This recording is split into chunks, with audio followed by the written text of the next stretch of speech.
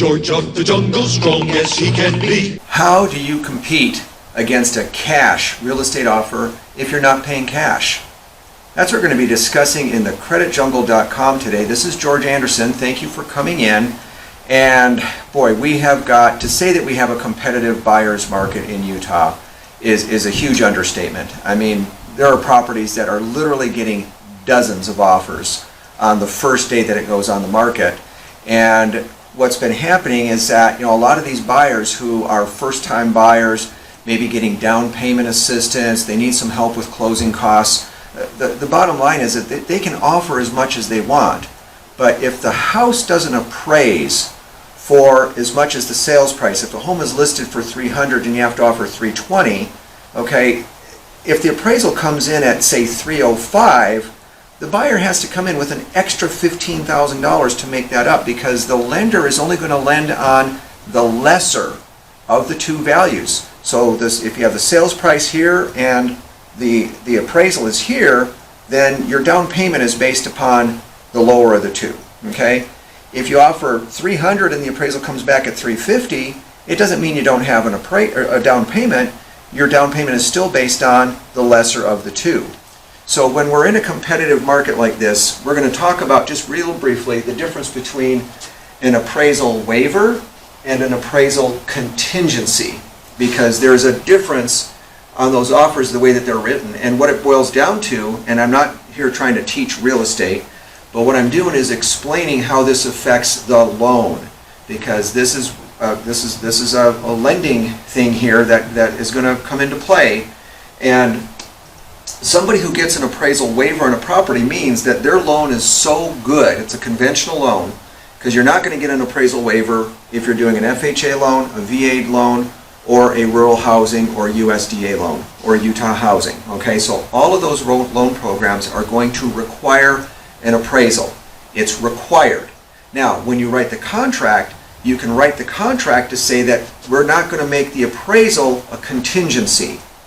In other words, we're telling the seller that we know that we're offering more than what the home has been listed for, but my borrower has some excess money for down payment that if the appraisal comes in low, we don't have to have that as a contingency.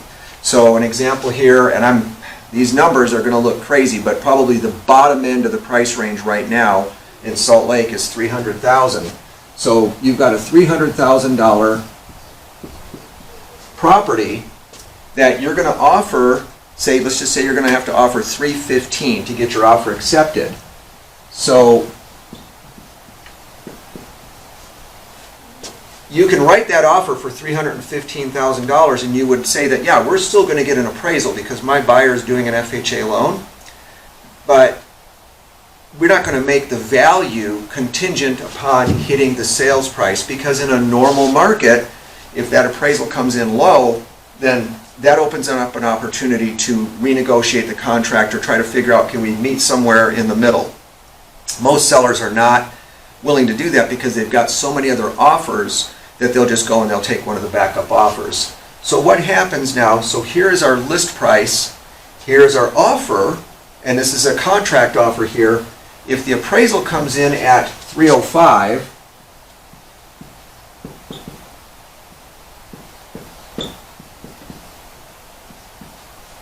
what does that mean? So that means that your buyer now has to come in on, if they're doing an FHA loan, they're going to need their 3.5% down. Is not going to be based on 3.5% down on 315, but it's 3.5% down here. And I'm going to just round this up in my head real quick. 3.5%. Let's just say it's about $11,000 would be 3.5% of this. And I know somebody's got their calculator. Actually, George, that's not correct. But anyway, they're going to need their $11,000. They're going to need their 3.5% down on this plus the difference. So if somebody has an extra 10 grand, then they know that they can write that in there, and then you start getting into some contractual issues with, okay, if the appraisal's not a contingency on it, how would the buyer back out? Because what happens if the home only appraises for $300,000 and they don't have their down payment plus the $15,000 now?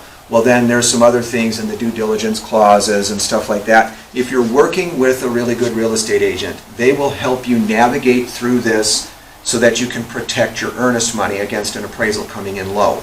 So anyway, that's the appraisal contingency being waived on here. The other thing here is on Fannie Mae and Freddie Mac loans, you can get an appraisal waiver. In other words, we like your loan so much that we're just not even going to require an appraisal on it. So on a conventional loan, let's just say that we have a $400,000 list price, and we're going to end up offering $425,000. Here's how this works out. This is how this affects the buyer now, because what I'm interested in is explaining how the financing works on this. This is the list price. We know that the buyer is willing to offer $25,000 more, typically, to get an appraisal waiver. And my partner and I were talking about this morning, and we were just saying, no, isn't it odd which files get appraisal waivers and which don't? It's not always based on debt ratios. It's not always based on credit scores, loan to value. But typically, what you're going to see is a lower loan to value, like 20% down, credit scores typically above 700%, debt ratios typically below 40% total debt to income ratio, and then the other kind of the X factor in it is somebody who maybe doesn't have great scenario on all of that, but they've got reserves. Somebody who's maybe got 50 grand in a 401k that would basically just be the emergency fund or reserve funds in addition to the cash that they have available for the down payment on there. So if somebody was planning on putting down 20% here, but they have to offer $425,000, okay, on an appraisal waiver on this, it runs through something that is called collateral underwriter, okay, which basically just says, well, is $425,000 within kind of the reasonable range of where this property would be? And then magically, the automated underwriting system will come back and say, bingo, yes it is, we don't need an appraisal on this one. This guy's putting enough money down, we like him enough, or this gal is putting enough money down, that we're okay there. So the difference here on this is that this one would have been 20% down. This would have been an $80,000 down payment, right? 20% of that. Now if it was an appraisal contingency, if we're back over here, if the appraisal comes back, if there were to be an appraisal and the appraisal appraised at $400,000, well now my buyer has to come up with their $80,000 plus the $25,000 difference. $105,000 if we're dealing with an appraisal contingency and the appraisal matches the sales price, okay? On an appraisal waiver, okay, my buyer is only coming up with 20% down of that, which is $85,000, okay? Now, if you are the listing agent and you are evaluating offers, okay, a lot of the listing agents, I've had this happen 2 times this month already on people, they wanted to call and they said, what type of loan is your buyer doing? And I said, okay, and one, it was a conventional loan, because in both of them there was no appraisal contingency written on the offer. And the one, they asked, they said, what type of loan are they doing? I said, well, they're doing FHA. And he says, does FHA offer an appraisal waiver to be able to do that? Because he knew that the house was going way above the sales price for it. And I said, no, FHA is not going to do an appraisal waiver. And he immediately just said, look, if your buyer is bidding several $1,000s over on this, do they have the cash to come in with this? And I said, you know what, you'll have to talk to the real estate agent on that, because I don't get into that on those specifics, but this buyer did not have any more than to cover about a $10,000 difference on it. And they were offering $40,000 or $50,000 above list price. So in reality, the appraisal could have been an issue with that one. But another property, they wanted to know, okay, is what type of loan is your buyer doing? I said, they're doing a conventional loan. He said, did you run it through automated underwriting? Do they have an appraisal waiver? And I said, yes, they do.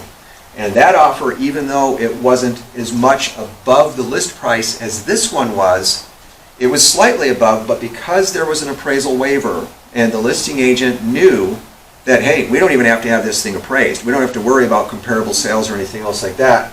This offer got accepted. So anyway, that's the difference between an appraisal waiver and an appraisal contingency. It depends on what type of loan you're doing, and if you're a buyer and you want to figure out how to put yourself in the strongest possible position to be, and maybe you got to come up with a little bit more money down. Maybe you got to have more reserves. Maybe you got to pay off some debts. Maybe you got to raise your credit scores.